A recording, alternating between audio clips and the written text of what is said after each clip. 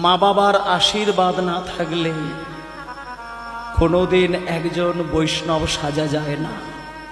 মা বাবার কৃপা না হলে কোনোদিন ভক্ত হওয়া যায় না। মা বাবার কৃপা না হলে ভগবান কোনোদিন তার ভক্তের সেবা গ্রহণ করেন না। ও মায়েরা, একটা কথা বলে দিই, কৃষ্ণ বলে দিয়েছেন, যারা মা বাবাকে সেবা না করে আমার সেবা করেন, যারা মা বাবাকে খেতে না দিয়ে আমার মন্দিরে এসে খাবারের থালা সাজায়, সেই থালা ভগবান গ্রহণ করেন না।